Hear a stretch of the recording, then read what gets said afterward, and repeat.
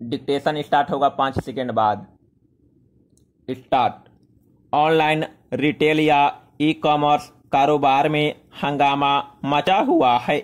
Amazon और फ्लिपकार्ट से लेकर जियो मार्ट और बिग बास्केट तक सभी परेशान लग रहे हैं।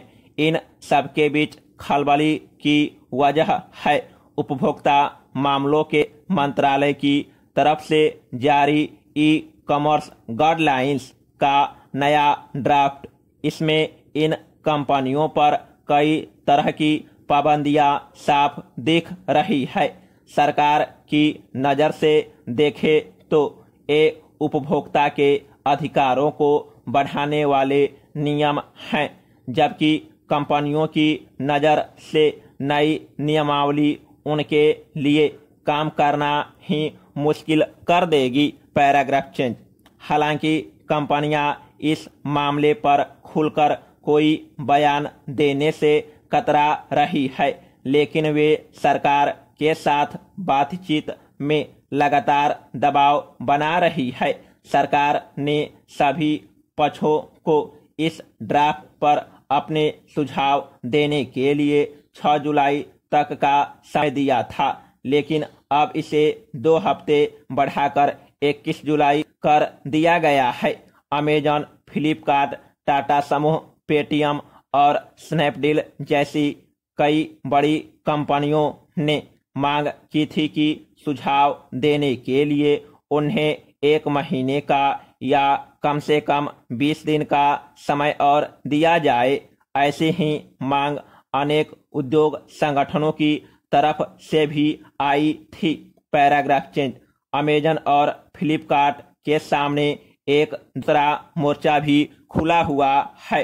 भारतीय प्रतिस्पर्धा आयोग ने पिछले साल इन दोनों कंपनियों के खिलाफ जांच शुरू की कि क्या ये अपने प्लेटफॉर्म पर कुछ गिने चुने व्यापारियों को तरजीह देती है, उनके साथ मिलकर गला काट दामों की होड़ को बढ़ावा देती है, और क्या ये फोन कंपनियों के साथ मिलीभगत करके भारी छूट वाली सेल लगाती है। दोनों कंपनियों ने इस जांच को अदालत में चुनौती दी है। हालांकि कर्नाटक हाई कोर्ट ने उनकी अर्जी नामंजूर कर दी, लेकिन उन्होंने इस आदेश के खिलाफ भी अपील की। दूसरी तरफ देश भर के लगभग 7 करोड़ छोटे व्यापारियों के लगभग 40,000 संगठनों का महासंघ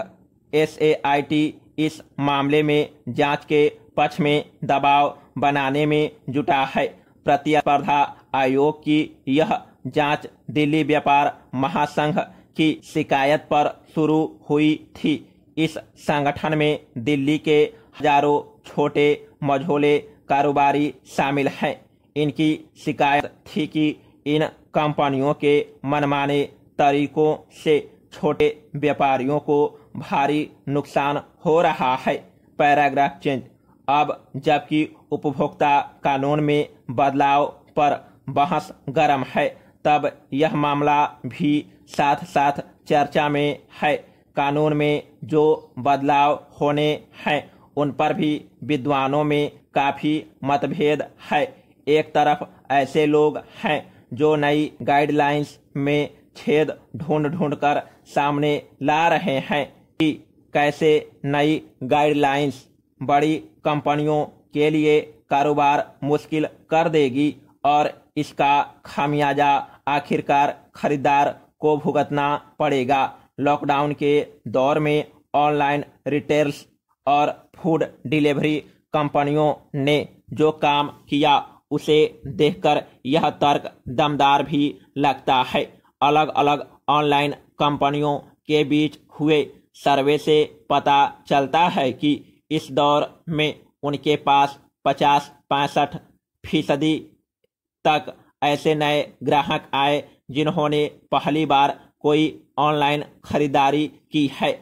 ऐसे माहौल में बड़ी कंपनियों की शिकायत है कि सरकार उनके कामकाज में बड़ी दखलअंदाजी की तैयारी कर रही है। Paragraph change. इसका उदाहरण यह है कि सरकार ने इन वेबसाइटों की फ्लैश सेल पर लगाम कसने की बात कही है। प्लेटफॉर्म चलाने वाली कंपनियां खुद सामान न बेचे और दूसरे व्यापारियों से भेदभाव न करे, यह सुनिश्चित करने को कहा है। यहाँ तक कि उनके डिलीवरी पार्टनर भी बेचने वालों के बीच में भेदभाव न करे, यह कहा गया है। लेकिन इसके साथ जो और बड़ा पेंच है वह यह है कि इन नियमों में उपभोक्ता और व्यापारी की शिकायतों में निपटारे का इंतजाम मजबूत करने का निर्देश भी शामिल है। इसके लिए उन्हें शिकायत सुनने वाले अधिकारी नियुक्त करने होंगे और अगर सामान बेचने वाला लापरवाही करता है तो उसकी गलती का खामियाजा भी भुगतना पड़ सकता है। Paragraph change. देश में ऑनलाइन खरीदारी का कारोबार हर साल 25% या उससे ज्यादा रफ्तार से बढ़ रहा है। एक अनुमान है कि 2026 तक यह बाजार करीब 20,000 करोड़ डॉलर या करीब 15 लाख करोड़ रुपए का हो चुका होगा। इतने बड़े और लगातार बढ़ते हुए बाजार पर कब्जे के लिए दुनिया व देश की बड़ी बड़ी कंपनियों में मुकाबला होना स्वाभाविक है।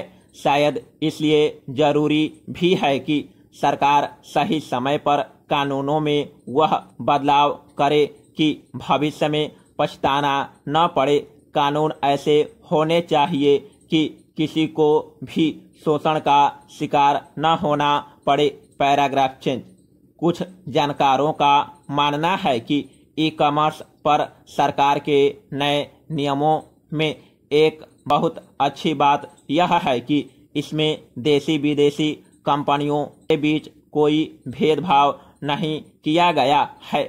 यानी किस कंपनी में कितना विदेशी पैसा लगा है, इस आधार पर उसके काम करने के तरीके परिभाषित नहीं किए गए हैं।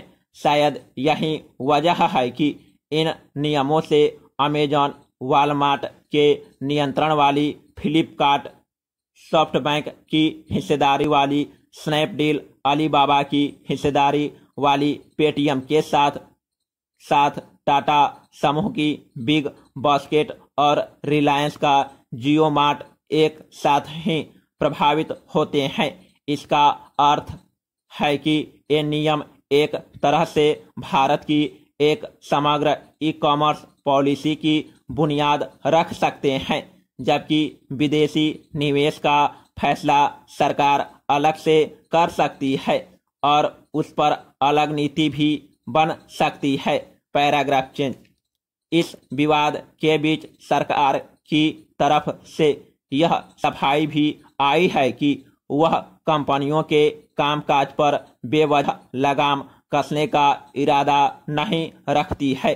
उसने यह भी साफ किया है कि सिर्फ ऐसी फ्लैश सेल पर पाबंदी लगाने का उसका इरादा है जिसमें किसी खास कंपनी के ही उत्पाद बहुत ज्यादा छूट पर बेचकर बड़ी संख्या में लोगों को अपनी तरफ खींचने का इरादा दिखता है।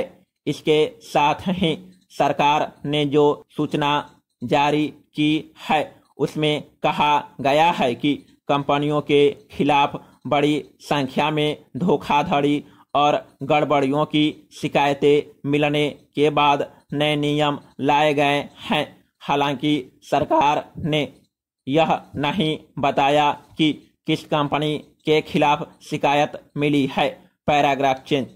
अभी कंपनियां भी नियमों को पढ़ने में जुटी है और जानकार भी इनमें फेरबदल की गुंजाइश भी बाकी है, लेकिन इतना तय है कि इस कारोबार में बहुत बड़ी बड़ी कंपनियों की दिलचस्पी है और जिस तरह देश के सबसे बड़े रिटेलरों में से एक फ्यूचर ग्रुप को कारोबार बेचने पर मजबूर होना पड़ा, उसे देखते हुए सरकार की जिम्मेदारी है कि वह ग्राहकों और छोटे दुकानदारों के संरक्षण के लिए पूरी सावधानी से फैसला करे। समाप्त।